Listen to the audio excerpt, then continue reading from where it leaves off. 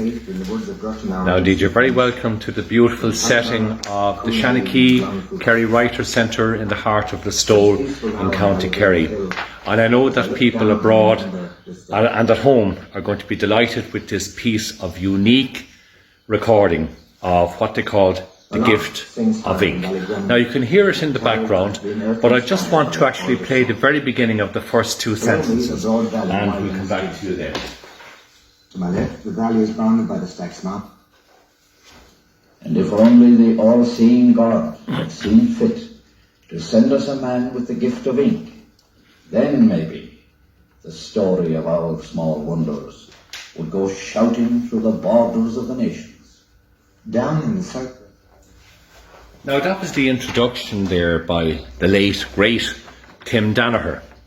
And Tim Deenihan produced many recordings and productions for RTE, including, and I remember this actually, going back 30 years, the Kennedys of Castleross, and much, much more. I'm delighted to be in the company of Gabriel Fitzmaurice and Jimmy Deenihan.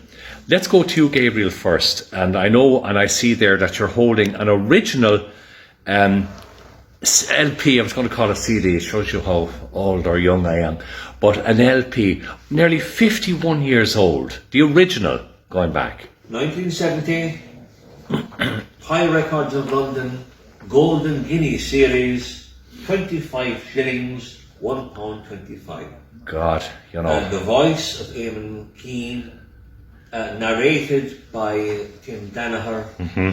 The works of Maurice Welch, George Fitzmaurice, Seamus Wilmot, Brian McMahon, Joseph O'Connor and John B. Keane. A treasury of Listowel people. Yes. And it talks about their literature.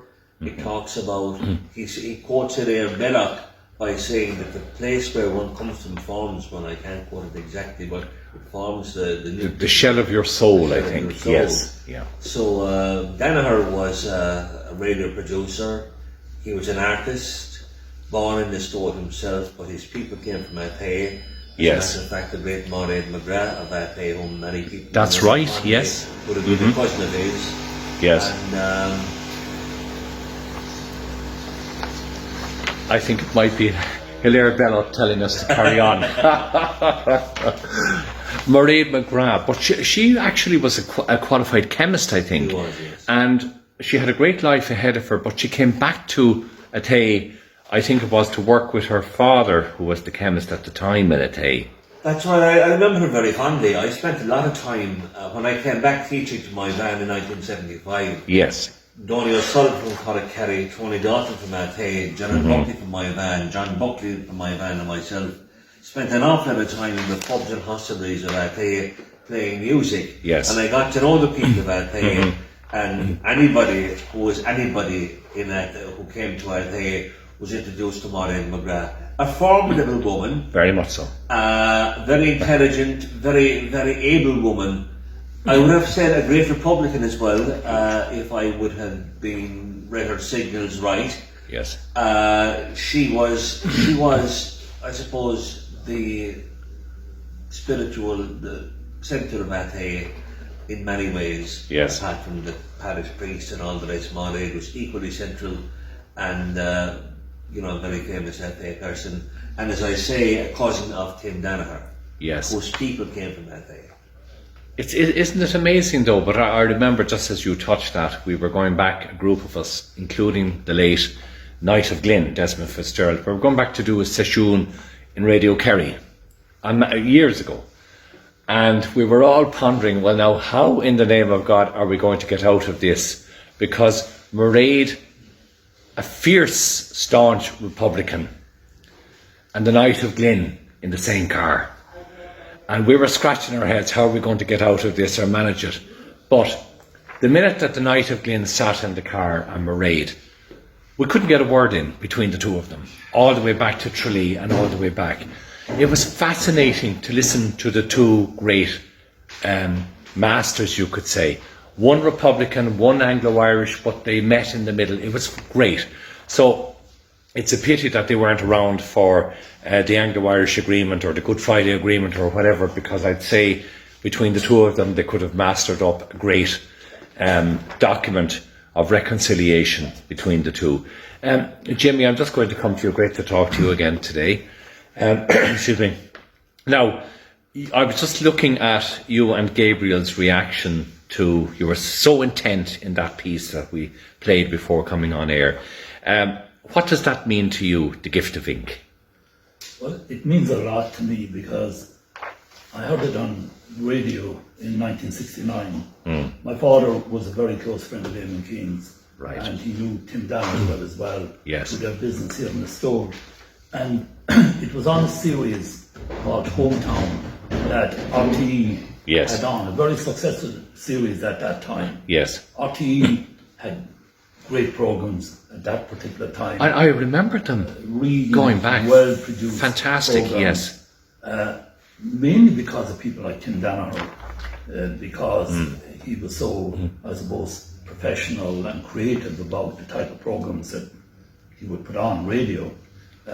But then it was made into the record end at Gabriel is here, and the record was launched, I think, probably in about August of 1970. But I'm convinced it was the inspiration, or part of the inspiration behind the founding of Writers' Week in 1971. Ah, right, I get you, yes. And I suppose, it's ironical in one way. I knew Tim Donoghue, and he wrote a script to do a film. I had this idea of doing a film called Kerry Writers, Yes. and I didn't know what way to approach it. So I contacted Tim, and he came into the door to me at the time. I was in the door, and he wrote a script for the film, but then he died, unfortunately. But for whatever reason, and Gabriel might be able to expand on this, he didn't want to come back to the store to do it. You had, I think, some issues with Writers' Week. Oh, I see, time, yes. Maybe. Yes. But he was going to narrate it from Ballygrennan. He was going to sit on a bale of hay, he told me, and he'd narrate it from Ballygrennan. My God. But Tim Donoghue was a great producer, and he had a beautiful speaking voice, and Eamon Keane was our Richard Burton, really. Yes, he was. He, as someone described him, Eamon Kelly said one time about Eamon Keane, he would make love with the microphone. But he was a very special individual, died unfortunately too young, he was only 65. Yes. But both Gabriel and myself, we were blessed to come up at a time. At the time, in the yes, store yes. when you had John B. Keane, Brian McMahon, Eamon Kelly, Eamon Keane, Tim Donoghue, Seamus Wilmot, Brendan Kennelly, and so many more. Yes. It was quite extraordinary. We were just so lucky to know all these people, and lucky enough to know them personally as well. But just on about Seamus Wilmot, and he's referred to there, there was a quotation there from one of his books, The Splendid Pretense. And he was the first president of Writers' Week, and Tim was the vice president. I see, yes. And John B. and Brian were the literary advisors. And Writers' Week started in 71. And the first secretary of Writers' Week, funny enough, forgotten now, was a girl called Helen McCarthy. She was in the Bank of Ireland here in the Listowel.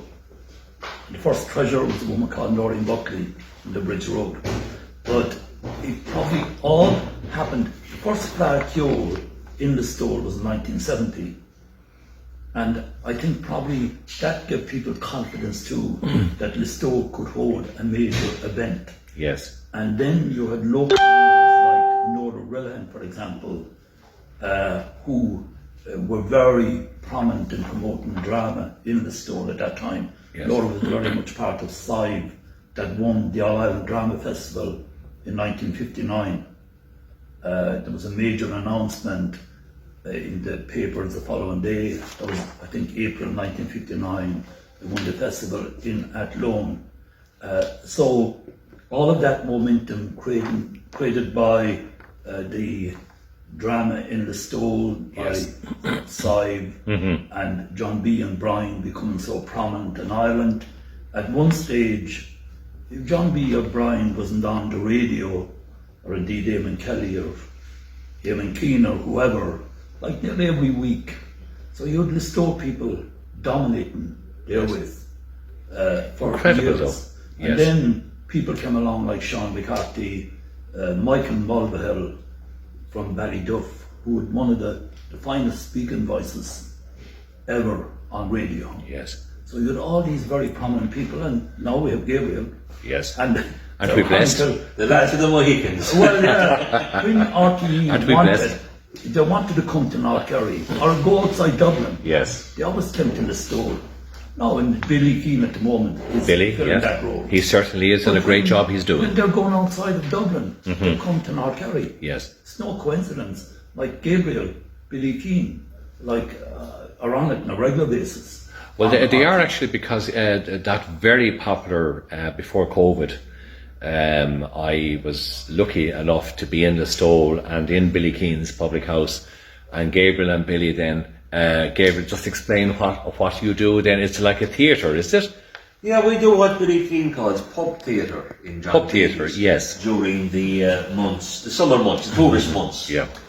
No, it's not just for tourists. Very very often funny. you can put on something leprechaun and twee for tourists. But this is serious stuff. Yes. Billy performs in his AMC. Mickey McConnell, the great songwriter, performs his great songs. Only Our Rivers Run Only Free. Our I have Rivers a Run recording Free of it. and others. Incredible. You have people, like, what's the Stack woman's name in America? She's a professor in America. Elizabeth. Elizabeth Stack performs the soliloquy from Big Maggie. Oh, Big Maggie, yes. Other people perform the bishop scene from John B's play The Field. I recite a few poems. The whole thing takes about 40 minutes in two 20-minute sections. But the place is full. And it's been going forever. I think Billy says it's the longest running pub theatre in Ireland, and I think he's right, although Billy can sometimes tell a few coffers as well. It's now in the world, actually. And the world, right? Well, we have it from Jimmy Deenihan now. That's But what no, Billy it's- said to me last week. But isn't that great? I've often watched Billy on the TV show with Dahi, and the crack is mighty. I mean, Billy actually was in the first year of the COVID. It was hilarious, and he speaks his mind like the two of you. There's no holds barred. But I remember him sitting down in the studio with Dahi and guests, and they were actually illustrating the COVID restrictions inside in a pub. That's right, yeah. And he started to go on and say, well, sure, look, can't we reach another customer by mobile phone? I mean, it was just, I mean, it was brilliant. But he has his father's intellect. He also tells a story about his father. Yes. John B's play was 1959, Sive, which took the Sive. country by storm. And John B was writing in the newspapers as well. And two quick stories. One of them was that John B used to get a lot of his stories for the newspapers from the people drinking in the pub. Oh, yes, right. And on one occasion, one of the boys drinking in the pub spotted what John B was doing, that he was stealing stories from the customers. So he said, Christgate, he said, you're the cutest one I ever saw, he said. You take down what he says, and you charge us to read it. There you are. And the other Great one was John B. He was very friendly with the planting folk, and particularly Jack Yes, he was. Faulkner, who was well known in Din as He well. was the Faulkner family. And Jack was a musician and a singer and a folklorist. And he used to call into John B's, and on one occasion he went into John B's bar. It was empty except for John B behind the bar. Jack Faulkner ordered a pint, and he went to the corner of the bar, and John B resumed reading. So after a while Jack got bored, and he said to John B, he said, what's that you're reading? Oh, said John B, that's a long poem by Brendan Kennedy, it's called The Island Man. To which Faulkner replied, Christ, and he said, poetry is bad enough without it being long. But, you see, was it a quick answer? But they're the stories, And Jimmy, you were going to say something there as I know well. about Billy Keane. Apparently, Dahi had to bring him back onto the show because, by popular demand, Yes. Because he has a fan club out there at the moment. He's built up a fan club all over the country, both with his article in the Irish Independent. Correct. Billy's a very good writer as well. Oh, he is, yeah. Probably Yes. underestimated a bit, I suppose, because he lives in the shadow of his father.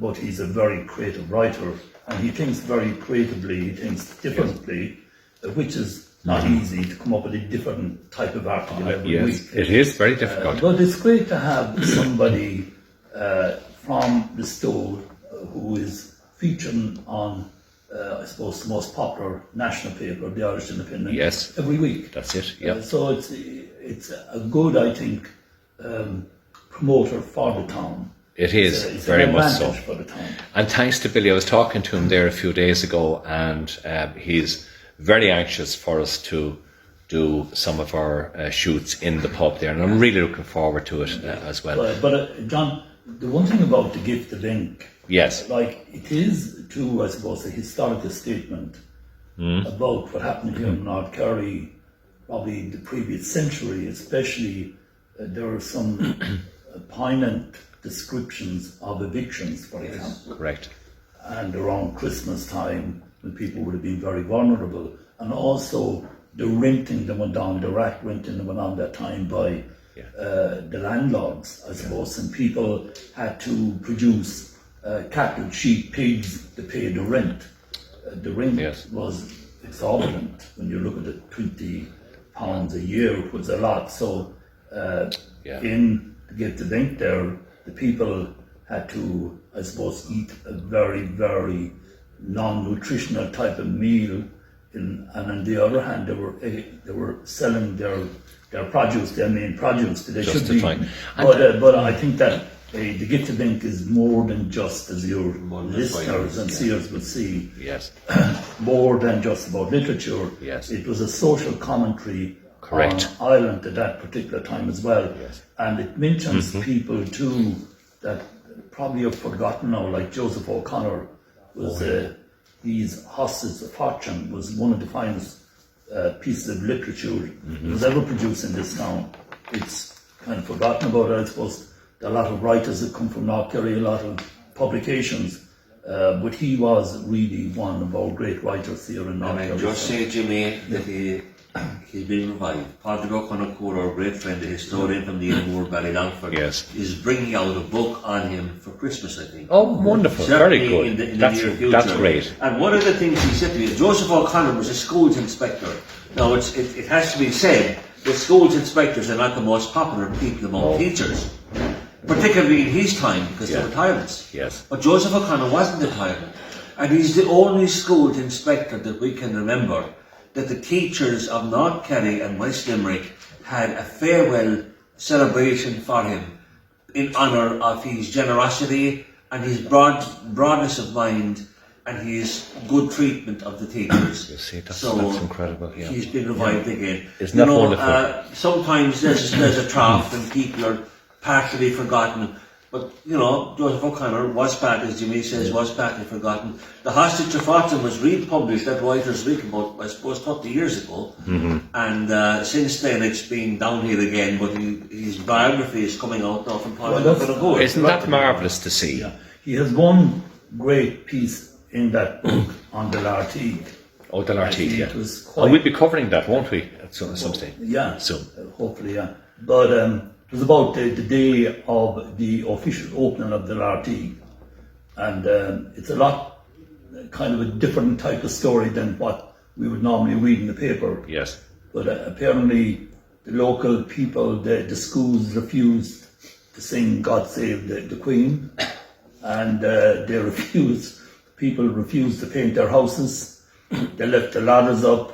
But it's a great description. Oh yeah, and some local character went up and sang God Save Ireland when they were on the platform. And he ran through the crowd then to get away with the peelers after him. But it's a very humorous piece that people have never referred to that much. Yeah, we must get that. Because they wouldn't have, people wouldn't have read the book. No. See, the book wasn't really in plentiful supply either. Right, okay. It was hard enough to get your hands in it. But isn't it great now that it's going to be revived, if I can use that word, and brought into the modern day? That it's fantastic. Joseph O'Connor just lived nearby here, actually, right, quite close by. But no, he was an extraordinary character, like so many writers that North Kerry has produced over the years. Definitely, and many of them forgotten. But that's the nature of literature. And when we think of I know you know her, great fiddle player, great musician, now living in Pennsylvania, Washington, is Kathy Danaher, but she goes under the title Dr. Kathleen Canaher Parks, who was related to Tim Danaher, is the second cousin on one of the sides there. But she has brought the literature and she has brought the music and the love of Irishness with her into the present day. Well, her sister, I think, Patricia Danaher. Yes. She's in Los Angeles. Los Angeles, and she's in the film. She's very much involved, and she's been very helpful to the Irish film industry. Isn't that great? That's I know fantastic. that from the time I was the minister for, I suppose, the film industry. But she was in contact with me continuously about productions from Los Angeles, and she was out there promoting Ireland as a film destination. And Ireland, really, I'm not sure what it's like in the present day, but my colleague, when you were there, and the Anúchtar the Heron was in his previous political role as minister as well, Michael D. Higgins, the film industry was alive. Ireland was up there with the best of them. Well, it still is, I suppose. And still is, great, I hope. I was there at a difficult enough time because there were huge cutbacks. Yes, of course. The country had to do that in order to regain its economic independence and take out the IMF out of the country and so on, which it did. But the one thing that I was connected with that time was Star Wars. Oh, yes, correct. To Skellig Michael. Yes, which is fantastic success. Well, it was in ways. There was this argument that in some way we were compromising the rock, Skellig Michael, and I must say that put a lot of pressure on me at the time. I would imagine. Having to make that consideration, you look at the commercial value of promoting Southwest Kerry that particular time, or do you look at that intrinsic value of the rock and that it wouldn't be contaminated by, I suppose, American subculture? But it wasn't. Yeah, no, but there was that tension though. There was though, yes. I remember the arguments at the time. So I must say it was because, I suppose, of the economic influence and the fact that there was commitments given that the rock wouldn't be any way interfered with, that the equipment would be taken on there very carefully and leave no trace behind and so on. And thankfully, and there was no helicopter activity to, again, do any disturb the border life out there. But overall, I must say that Patricia, Tim's relative, was very, very important. Good. In Los Angeles as a representative, as a kind of an ambassador for film in Ireland over the years. Well, it worked out, thank God, and it put Ireland on the map again in a good way, still preserving and protecting one of our sacred sites. Great achievement as well, you know. Well, maybe we said that we wouldn't allow Star Wars on it. That might have been a very good act for it, but anyway. All right, Star Wars went out in the end anyway. Tell me, Gabriel, what is how would I say this? The Sean McCarthy influence. I know the wonderful singing by Peggy Sweeney couldn't be matched by anybody, but it's something that I've listened to, and recently actually it came up on my own profile there about Peggy Sweeney singing Sean McCarthy. But it's something, it's just something. His songs were one of sadness, one of feet on the ground, the horrors of life. You know, his sister. What happened to her? You know, in the story. Sean, well, Jimmy would know more than I would, but to answer your question, Sean was a unique singer, a beautiful singing, rich singing voice. He was there from the very start of the ballad boom. Yes. He had to immigrate. he joined the army, he went to England. He often told me that when he'd get inspiration on a building site, he'd write down the initial words of a song on the back of a cement bag. Yes. He influenced people like Danny. Remember, when the ballad boom started in Ireland, you obviously had the Dubliners and people like that. But then you had people like Johnny McAvoy and Danny Doyle. McAvoy, yeah, Danny Doyle, remember them all, And yes. he influenced Danny Doyle hugely. Danny Doyle sang Steppin' Out Mary, for instance, which was a Sean McCarthy song. His first big hit. Several other men and women. Donny McMahon sang Sean McCarthy's songs. The Wolf Tones sang Sean McCarthy songs. He was a great singer. He was also a very, very, very fine songwriter. Now, they're not all. He wrote, of course, about life in England, the life in not McAlpine's few years in the years, Murphy's few years in the years, yeah. And he wrote about life during the Irish Navy in England, but he also wrote comic songs. This Red-Haired Mary, for instance. Red-Haired Mary, yes, I listened to that, yes. Yeah. The Ode to Biddy McGee, which is, of course, very politically incorrect now. Oh, yeah. And he was a tremendous character, and I'm glad that Jimmy, in Fanoog has remembered him, but not just for Fanoog, nationally. There's a national Sean McCarthy weekend, singers weekend. There is, that's right, in Fanoog, yes. And there's a national competition, the Sean McCarthy ballad competition, which has brought singers from all over. And, it's based in Fanoog, which is where Sean is associated with. Yes. He lived in Fanoog. Of course, we can't forget his wife Carroll, who was an instrumental part of Sean as well. Yes. He lived half his life in Greenville, Listowel, as he said, and the other half of his life in Greenville, North Carolina. Yes. Where he had a radio program. Right. In North Carolina. Oh yeah. Jimmy can take up from there because he knows more about it than I do. Well, just before we conclude, and I'll come to Jimmy there now, is that the centrepiece of this programme is the gift of ink. Yes. And we're going to attach the link to the gift of ink so that when people are listening to great men, we'll be able to switch on the full production of the gift of ink. And I know people all over, at home and abroad, who have followed other programs that I've done with you are delighted, and they're going to be absolutely thrilled with this production of the gift of ink when they hear it. It is unique, it's breathtaking, it's sad.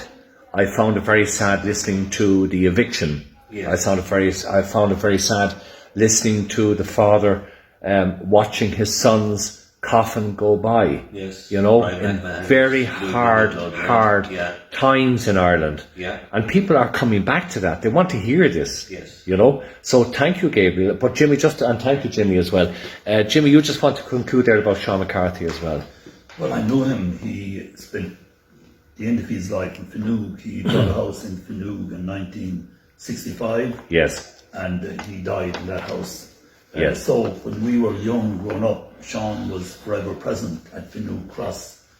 And actually the mobile library, he exchanged the books there every week. We called it Fanoog Cross.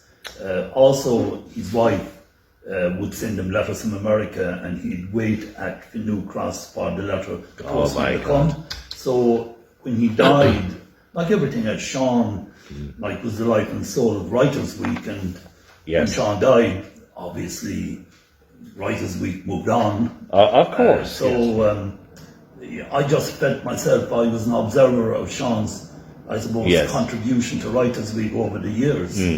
And I just felt that it would be a pity if he was forgotten.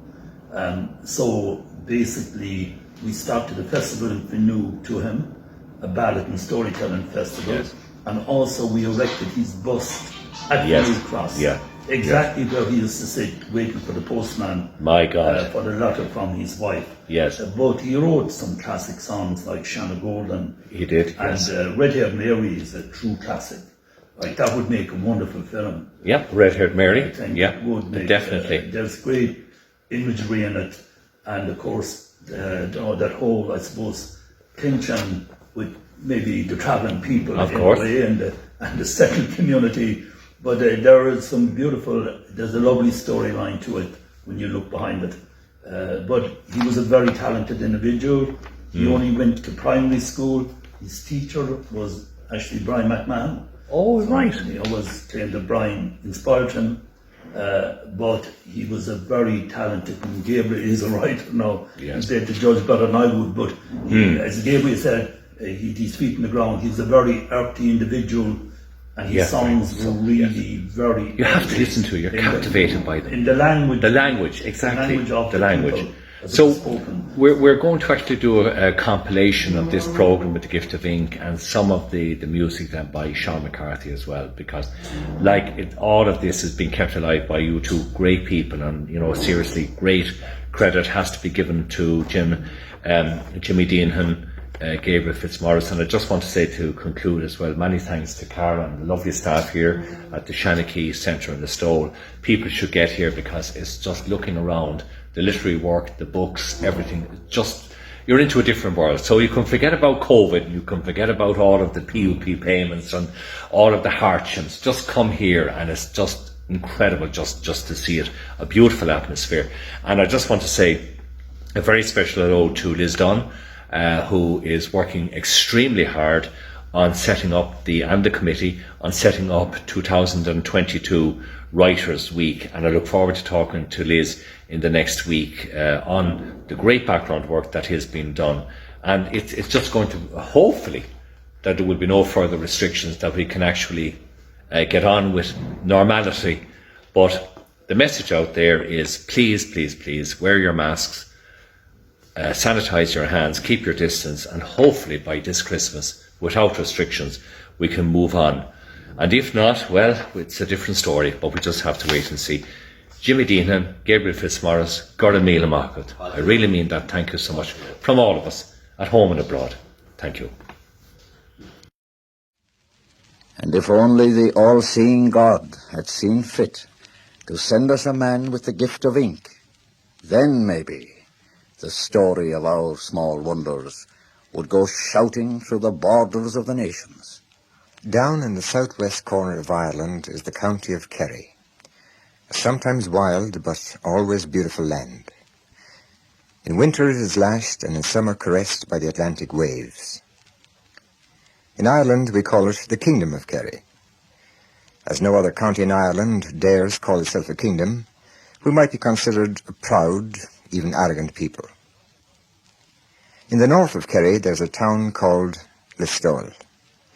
Its Irish name is Listowel, the Fort of Tuhill.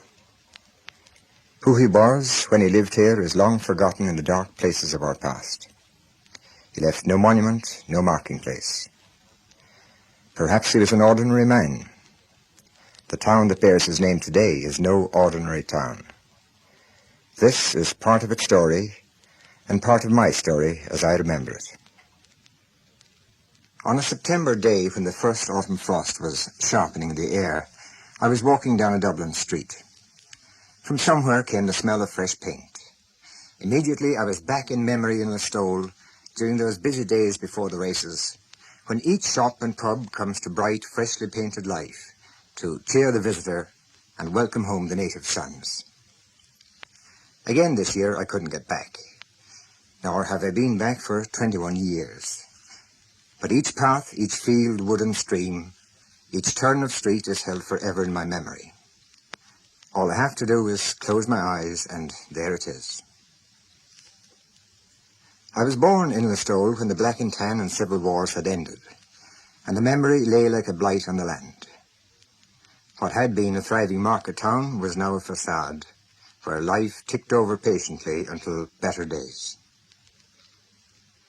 Hilaire Belloc once wrote that one's hometown is the shell of one's soul. The shell of my soul is held safe in the woods of Gortinard and Sweetmans, in Tanavalla, Coonaleen and Glaunafuca. It is peaceful now on Ballygrennan Hill as I look down and remember Listowel.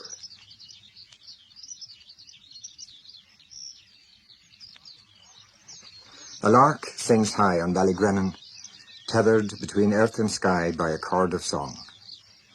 Below me, a broad valley widens to the sea. To my left, the valley is bounded by the Stax Mountains. Behind them, the purple shield of Slieve Mish. Facing me and behind the town, a shelf of land runs flat until Konnect, the hill of legend. It breaks the line of the Shannon estuary. On Konnect, Maurice Walsh's quiet man lived with Ellen Rua Danaher, his wife. Their cottage looked down over the great vale of North Kerry, verdant with pastures, shining with ribbons of running water. And over there, far beyond, were the smoky tall ramparts of the mountains and the gleam of blue-green sea shining between the promontories of Shannon Mouth. To my right, the land slopes beyond Caherdown onto Knockanore and down into the little hills around Athay, where for generations my people lived and are buried. Below me, the town of Listowel sits on a low cliff, its back turned to this valley of the river field. I remember winter days walking back to it across the island, seeing it rising against the curlew-haunted sky, wild, grey, empty-looking, rather like an abandoned medieval fortress. The spires of its churches reaching hungrily for heaven, and the castle pocked with past cannons. The crumbling walls, sheer to the river, seeming to hold the town from sliding into the dark waters of the castle hold. I remember other days walking home to it, senseless steeped in the tang of furze and new-mown hay, Atlantic wind or newly turned earth, under a sky singing with lark song. Then it rises, open to sky and earth and water, and soaking into itself the essence of all three. More than the houses and streets, the river claims the hearts and minds of those born along its banks. The field gambled and sang as it flung itself over the rocks and shouted through a narrow channel and widened again into a deep calm that reflected tall pine trees. Before him, as far as the big bridge, he could see the river with the woods on either side, like soldiers drawn up in parade. Gradually the dusk crept down, and the sky seemed to be resting on the parallel lines of the woods, crowning the valley. One by one, the stars appeared. Jim walked slowly homewards. As he walked by the bank of the river, he felt as if he was walking under the canopy of a great dome that rested on the woods as pillars. When he came to the end of the fields, he looked back. He could see nothing but the dark mass of wood and the silver ribbon of the river. The stars were shining like the lights of God's circus tent. From The Splendid Pretence by Seamus Wilmot. Those woods of Gurtanard and foliage, where in springtime I walked hesitant on a carpet of bluebells. Those woods where we had huts and hiding places, where in autumn hazelnuts hung thick on trees, and water scooped up in dirty hands from the iron well was shared by frogs and water beetles. The river is boastful here as it whitens over the falls. Above the falls, on a jag of rock, stands a ruined castle of the Fitzmaurices, Knights of Kerry. This was Camelot, Tara and Kincora, a bastion to be defended against the armies of our imagination all our young summers long. The river runs on through Kilmorna, below the shell of the home of Sir Arthur Vickers, careless keeper of the Irish crown jewels in Dublin Castle. Death by bullet came to him one morning in more troubled times, as the flames from his burning mansion coloured the river red. Across the river, in a sheltered secret house in a water meadow, another man lived. He walked by alder-hung pools a few short miles from the castle of his ancestors, and dreamed strange fancies. Images of kings and queens of Spain and palaces under the seas, of hags and witches and parish makers, dreamer of dandy dolls and visionary with magic glasses. The plays of George Fitzmaurice, mysterious surely and fantastic strange, have their roots in this place. The river has its sources in the streams from the Barna Mountains, from the hills of Meenahorna, Meensquan and Lyre. The land is peopled with Shanahans, Red Danahers and Carmodys. It's an area old in time and deep-rooted in its ways. My father's 3 brothers and a sister farmed here once. In the space of a winter month, they died. Died of carelessness, died because the common cold was no excuse to neglect the tyrant land. The cold became a killer, and 3 weeks after Ellen died, Stephen IV and last died. As he died, the air around our house 20 miles away was loud with a sound from some time out of mind. At the same moment in Athay, 15 miles away again, my uncle Brown Jack answered a knocking on his door. A door that opened to an empty, moonlit night. He knew, as my father and I did, that Stephen was dead. I mention this story because this is the area which George Fitzmaurice knew and captured so vividly in his plays. Perhaps he also knew a quack doctor called Quill, who lived a few miles from my uncle's farm in Nahon. In his play, The Magic Glasses, a Mr. Quill arrives one day to cure a lad with a strange disease indeed. An idler who spends his days in a loft, dreaming strange dreams and seeing strange visions through his magic glasses. Mr. Quill asks him what he sees in his red glasses. Women. Full of the purtiest women was ever seen in the globe. It's myself got very fond of one of them, and maybe of two. And in the glass, I could see myself and the one I was doting on, and we together for the 6 days of the week. Times we'd be talking, at times there wouldn't be a word out of us at all. Oh, two mouths and one kiss, and we'd a sort of a days. It's after saying I am we'd be together for the 6 days of the week, but that wouldn't satisfy us. And we'd be together for the 365 days of the year, and 'twouldn't satisfy us. And for ages and ages we'd be in Tir and Og, and 'tisn't satisfied we'd be still. It is of dreamers and visionaries in simple places that Fitzmaurice wrote of in his once cruelly neglected plays. They are works of genius. Now, thanks to Austin Clarke, the Dolman Press, and Micheál O'Hay, who first presented The Magic Glasses on radio, and whose position as an Abbey Theatre director is responsible for recent performances of his plays, the earlier neglect has been handsomely atoned for. A recent performance of the Dandy Dolls at the Abbey Theatre was also distinguished by the performance of my fellow townsman here with me, Eamon Keane. On August the 9th, 1579, James Fitzmaurice, an ancestor of George, was proclaimed a traitor at Dunboyne. He had landed on the Kerry coast with 300 men. They were preceded ashore by a mitred bishop and 2 friars bearing a crucifix. On August the 23rd, he was killed in battle, and his rebellion against Queen Elizabeth was put down. The same council that branded Fitzmaurice a traitor also ordered the immediate execution of all bards, harpers, and rhymers. George Fitzmaurice died in 1963, meriting only a few lines in our national newspapers. As a fellow townsman, I have dared to choose a few lines of his, which could be his epitaph, and an epitaph for all bards, harpers, and rhymers.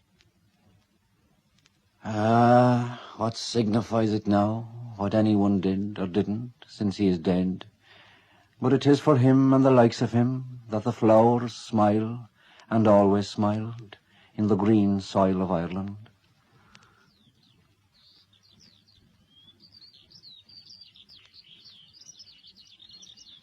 Back here on Ballygrennan, a lark still sings. Pompous black crow pokes in the stubble of a wheat field, and into the clear air rise the spires of our 2 churches. St. Mary's is tucked away in a corner, and the Protestant church stands in the centre of the square. In times past, our masters worshipped here. The Sands, Denny's, Crosby's, Hares, and Kitchener's. Kitchener, the warlord, was born over there in Gunsbury in June 1850. He died on a June morning during a war when his face and finger pointed from every hoarding. He assured Irish and English alike that their country wanted them. That arrogant finger has long since ceased to be a plaything for grey seals, and the crows fly through his mansion and the mansions of our past masters, now roofless to the autumn skies. On July the 5th, 1589, one of these planters, Sir Edward Denny, wrote to Walsingham at Queen Elizabeth's court. I have 6,000 acres of land at 4pence an acre. Now is the best time to plant Kerry with English. The inhabitants of Irish birth and nation should not be left wealthy, populous, or weaponed, till they are first brought to the knowledge of God, and to obedience to the laws. No persuasion will ever win the Irish to God or to Her Majesty, but justice without mercy must first tame and command them. He then reaffirms allegiance and tries to borrow another £500 to import more English. Another planter, Sir William Herbert, in a letter to Burghley wrote, "Our pretence in the enterprise of plantation was to establish in these parts piety, justice, and civility. Our drift now is, being possessed of the land, to extort, make the state of things turbulent, and live by prey and by pay." The high railings around the Protestant church served as hitching posts for the asses and pony carts of farmers on fair and funeral days, on mass days, and when in the early days of summer the mission was on. On those days in the church, the heated imagination of the missioner conjured up the agonies of hell for all miserable sinners. Then we'd sneak out of the organ loft, borrow a pony and trap, race around the square and out into the country. We always hoped to return before the sermon ended, but rarely succeeded. The trap was abandoned below the big bridge, and we took to the fields and riverbanks. We missed nothing by our absence. Sulphur and brimstone were no match for the scent of new-mown hay, or the drugging delight of whitethorn in a river meadow by the Pauline, when the moon was full in Ballygrennan, and bodies were tensed with new energies. The last night of the mission, however, was impossible to avoid. Purged now of all pleasures, we looked down on a sea of candles, or a sea of scandals if the missioner were to be believed. Once there was a moment. The missioner exhorted us to renounce the devil. "Do you renounce the devil?" "We do," came the response. "Louder," cried the missioner. "We do," came the louder response. "Louder again, he can't hear you." And then, above the shouted response, one voice which echoed and reverberated through the church. "We do, the bastard!" There was another occasion when, in the middle of a long-winded sermon, the parish priest saw what he considered to be a sinner down at the end of the church. Interrupting his sermon, he pointed at him and said, "And as for you, if you don't mend your ways, I'll turn you into a goat." Back, coolly, came the reply. "Begod, if you do, Father, I'll puck you." You see, we were way ahead of the Second Vatican Council, really, when it came to dialogues. There was also an evening when, on orders from that same parish priest, the church gates were closed against a young girl, dead in wedless childbirth. And on that black day, Christ died again.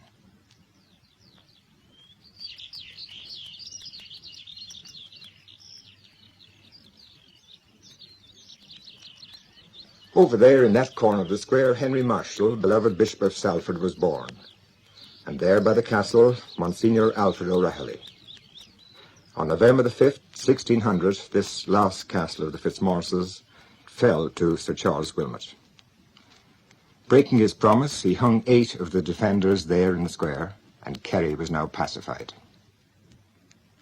On January the 16th, 1606, Wilmot writes to London to complain that he is not getting his pay. He says he has been a captain in the wars for 13 years and has not £100 in the world and is possessed of nothing.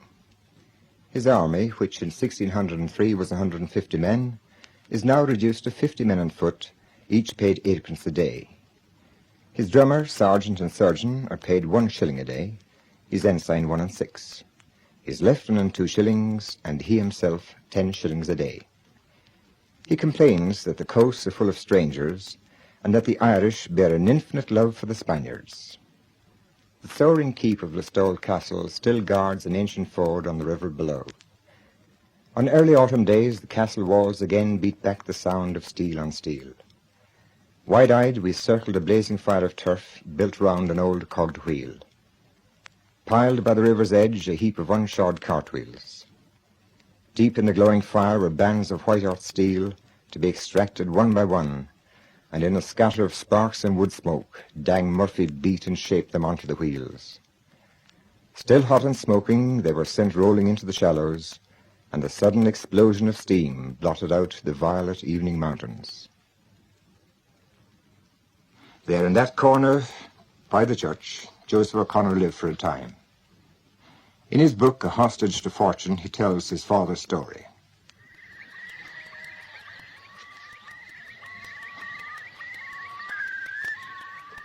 We lived on Knockmoyle, a wild old hill 6 miles outside Listowel. There were 3 families of us on the hill, Colberts, Corridons and Connors, and Lord Listowel was our landlord. We had to pay him £20 for our share of the hill. The others had to pay the same. It was too much for them. We never knew anything but hunger and starvation in our house, eating spuds 3 times a day and easing them down with sour milk when we had it. Everything else, oats, calves and pigs, went to pay the rent. Would you believe it? I had never tasted a mouthful of bacon, mutton or beef until I joined the Lincoln's regiment, although I spent all my time feeding pigs, sheep and cattle. The nearest we went to it was the odd time we boiled a sheep's head for soup, or filled its puddings with blood and mashed potatoes for a Sunday dinner. To make a long story short, we failed to keep up with the rent, and Lord Listowel gave orders to clear us all out, Colberts, Connors and Corridons alike. They came on small Christmas Day in January 1863, bailiffs, peelers and soldiers, and had us out on the coal bog before dawn. They burned down the houses for fear we'd go back into them, and took my father and the other grown-up men into the workhouse in Listowel with them. They did that out of charity, they said, because Lady Listowel wouldn't sleep the night if the poor creatures were left homeless on the mountain. They left me and my brother Patsy to look after ourselves. We slept out with the hares a few nights, eating swedes that had the ice and the heart of them. And then we parted.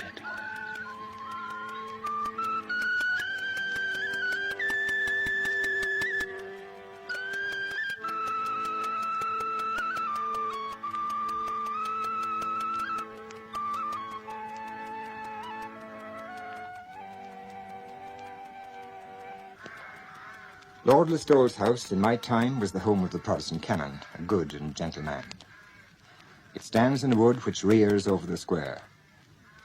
The woods had a haunted, forbidding air, but as they held the finest chestnut trees, they were never feared for very long. Chestnuts were riches for small boys when riches were marbles, broken watches, or even pieces of string. But it is summer evenings, I remember, when in from the fields, swollen with farmer's wheat, came the crows. For an hour they came, arrowing in on the parson's wood. A brief flurry around the nests, and then they rise, circling the square in black thousands, tearing the quiet air with gossip until dusk. The square of Listowel holds too many remembered days. The day of the big fair, when from the dark hours the house was shook with the roar of cattle, the squeal of bonnets and the cries of joggers. Outside my home, Tralee women in black and patterned shawls sold onions, periwinkles and seagrass. Tinker women in scarlet and orange darted like dragonflies through the crowd, eyes flashing, eyes beseeching, tongues beguiling and tongues lashing the shrewd farmers. Evening and business done, the bar below loud with talk, laughter and argument.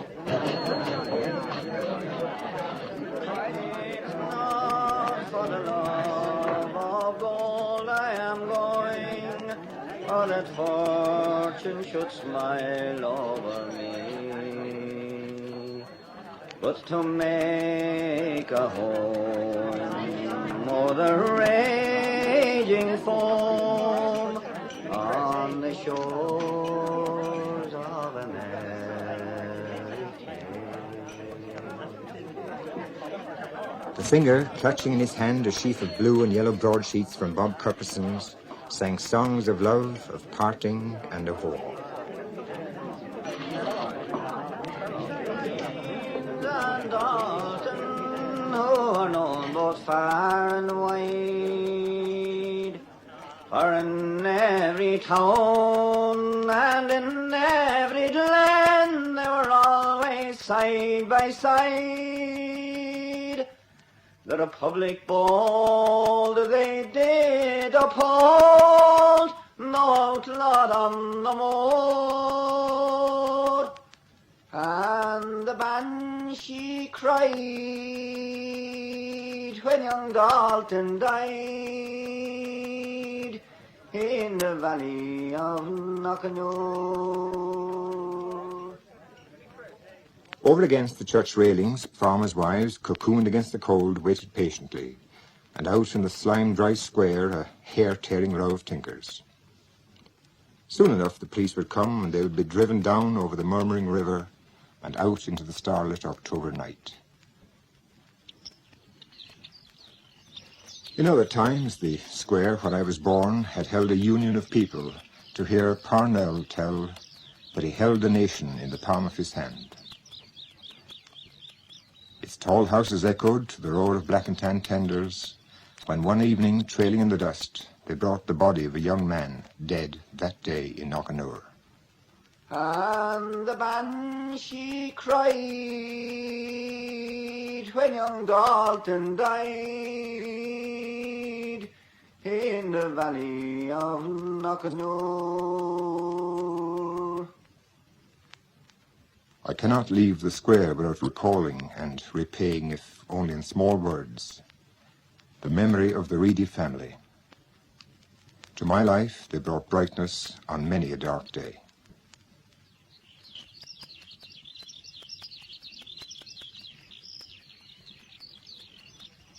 Around the corner, the bare-breasted maid of Erin sits squat on the wall of the Central Hotel. Surrounded by harps, shamrocks, round towers and wolfhounds, she looks impassively down on our life. Modelled by a local master, she welcomes you to the small square. When you tear your eyes away from the maid, you'll find yourself looking up the length of Church Street on the right, and around the corner on your left is William Street, the road to Ballybunion. The small square is the hub of our town. Through it, everybody and everything passed. The living on the way to church, the dead on their way to rest. Farmers, carts, cattle and fair days running the gauntlet of Lord Listowel's toll-keepers. Through this small square every morning of my life came Davy Lawler the sacristan, minutes before 7 o'clock. Our days began with his steady step as he crossed into the square and over to the church. Then, across the waking town and country, the sound of the Angelus brought us its reminder of God. The small square held Leahy's, my neighbours, at its entrance. Then Maggie Carroll's pub, Finucane's, Galvin's the harness maker, who made collars and tackling brass-studded or plain. Then there was Quill's. Murray's, their windows glowing and glittering with painted statues and medals. Then Boylan's, the newsagents, Corridon's, grocers and publicans, and ending that side of the small square, Guinea's pub. Across the mouth of Church Street was Cotter's, known to all as Tasty Cotter's. He was a small, immaculately dressed man who held the thankless job of rate collector in a town and time when money was never plentiful. In our local concerts he sang, "Trumpeter, what are you sounding now?" Invariably he was told by the more ribald of his audience.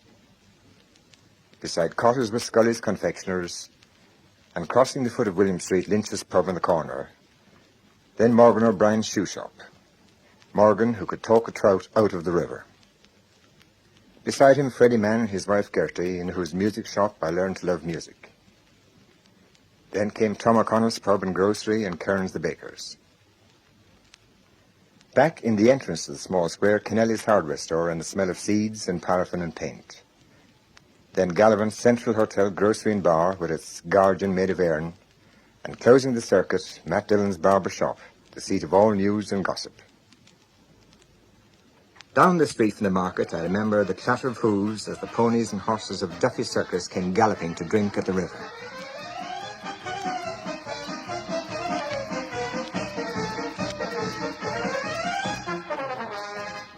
They burst into and across the square, a rainbow stream of vibrant colours, like spatters on my painter's palette.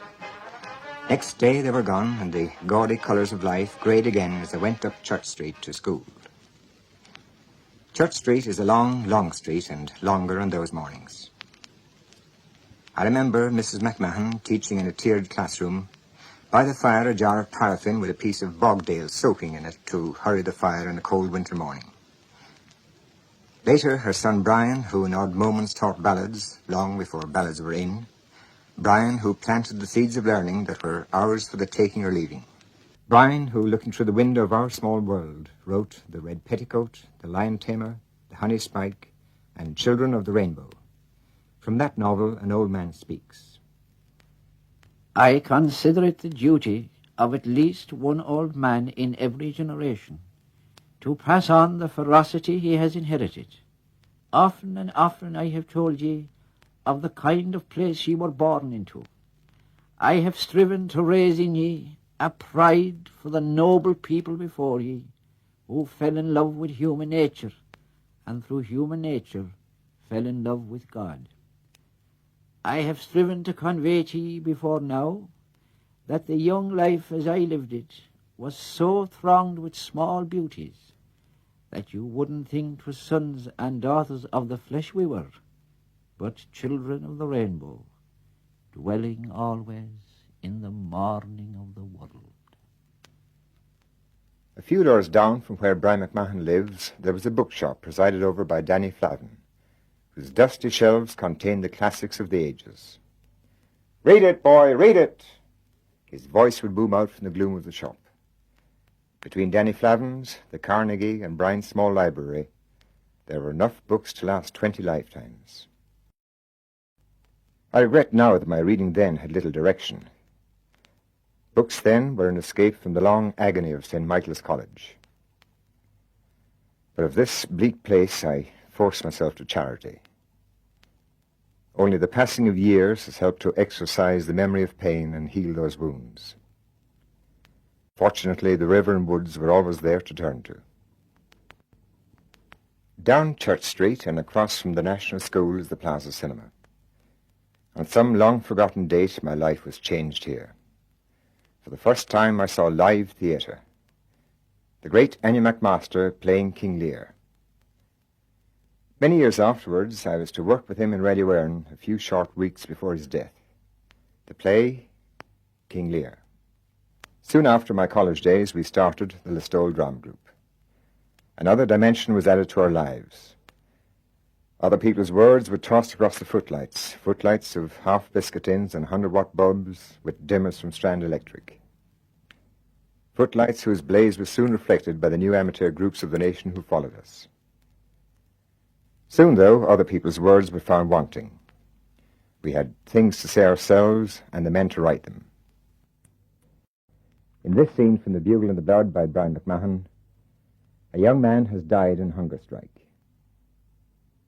As his funeral passes through his hometown, his father speaks. I'm thinking, Tim, that 'twas a misfortunate day for the mothers of Ireland, the day that Padraig Pearse spoke at the grave of O'Donovan Rossa. Do you know what he did that day? He renewed the lease of idealism in this country. And because of what he said that day, the youngsters will be giving their lovely white lives. People talk about right, Tim, as if it could be captured or buttoned up in a basket. What is right? Right is a thing that is never still. It swings from day to day, from hour to hour, and even from minute to minute. No man has a hold of it altogether. If a young man thinks that he should die for an ideal, who is there that can signal him to stop?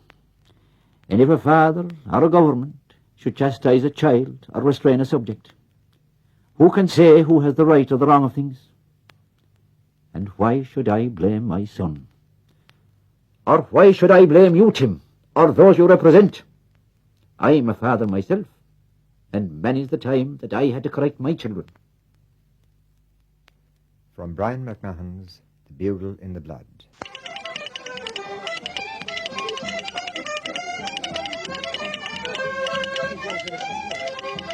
Across the street from where Brian lives, another young man was taking his first steps into the world of words. Later, his exile over, the Bowrons and Ranboys of his childhood and mine were to echo again in his first play.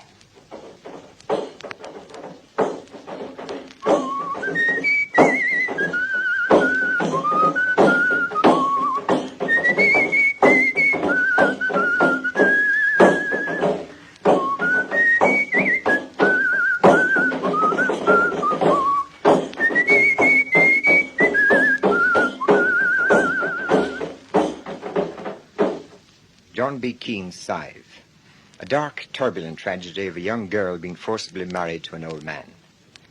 The incantations of his two tinkermen and the pagan thud of the Bowron drumming heralded yet another man with a gift of ink into our lives. In this scene from the play, a matchmaker defines love in the rural Ireland of his time. In the name of God, what do the likes of us know about love? Mina, did you ever hear the word of love on his lips? You did not hear it. Did he ever give you a little rub behind the ears, or run his fingers through your hair, or tell you he'd swim the Shannon for you? Did he ever sing the love songs for you in the far out part of the night when you'd be alone? Not at all. He'd sooner stick his snout in a plate of mate and cabbage, or to rub the back of a fattening pig, than whisper a bit of fondness for you. Could you say that he ever brought you the token of a brooch, or a bit of finery? Not at all. More likely a few pence worth of musty sweets, if the drink made him foolish of a fair day. And to hear ye blathering about love, the woman would think you were out of your mind if you put a hand round on the public road.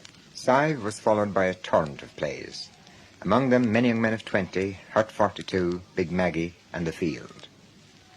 In this play, a farmer, Bull McCabe, has murdered to gain possession of a field. Though the entire parish knows who is responsible, nobody dares inform. Their bishop appeals to them. This is a parish in which you understand hunger, but there are many hungers. There is hunger for food, a natural hunger. There is hunger of the flesh, a natural, understandable hunger. There is hunger for home, for love, for children. These things are good. They are good because they are necessary. But there is also the hunger for land. And in this parish, you and your fathers before you know only too well what it is to starve because you did not own your own land. And that has increased. This unappeasable hunger for land. But how far are you prepared to go to satisfy this hunger for land? Are you prepared to go to the point of cruelty, of violence, of brutality? Are you prepared to go to the point of robbery? Are you prepared to go to the point of murder? Are you prepared to kill for land? Was this man killed for land? Did he give his life's blood for a field? If so, that field will be a field of blood, and it will be paid for in 30 pieces of silver, the price of Christ's betrayal. And you, by your silence, will share in that betrayal. But the Bull McCabe thinks only of spring. 'Tis April, boy. 'Tis April. Listen, and you can hear the first growth of the grass. The first music that was ever heard. From John B. Keane's The Field. He can be gentle, too, in poems of quiet lovers by the river Feel. Oh, my love, my first love, the salmon are leaping. Lie still, my hard heart, my beloved is sleeping. The sweet night is young, love, tonight is forever, and shadows are falling all over Feel River.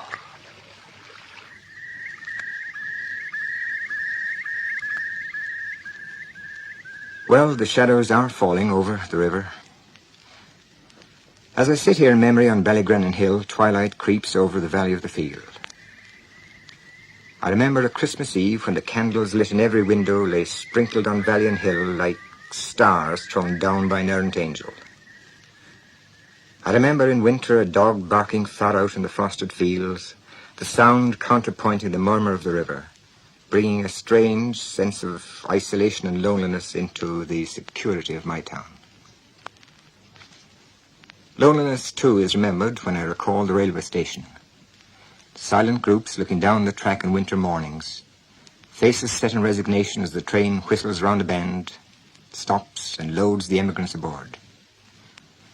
Then that final, desolate whistle, tearing at the heart as the train hid itself behind the woods of Carroll, and brothers and sisters, family life were lost to you for another year. In race week, the sound of the steam organ on the merry-go-round of Piper's amusements. The wonder of blue and gold drummers, their painted arms jerkily beating out a rat-a-tat of disconnected rhythms. The blazing maw of the boiler grate as the stoker magician built up the steam that transformed itself into music. Below the market cliff, the racecourse lies, white paling on green and the smell of trampled grass. To many people, the name Listowel means race week. It is the highlight of our year. In that week, our lives are public. I have told you of our other life, of the life I lived, and of life as it is still lived in my hometown. Listowel will continue, in Brian McMahon's words, to produce men who are young and agile, to hold on to the brightnesses of our tiny world, and to defend them against the grey-minded, penny-souled upstarts whose sole aim and ambition is to geld Ireland of her laughter. But the river will whisper on, telling itself old tales and new fancies, and leaving behind on its banks quiet places where other young people can dream that they too are children of the rainbow, dwelling always in the morning of the world. And that was our inheritance and is our legacy.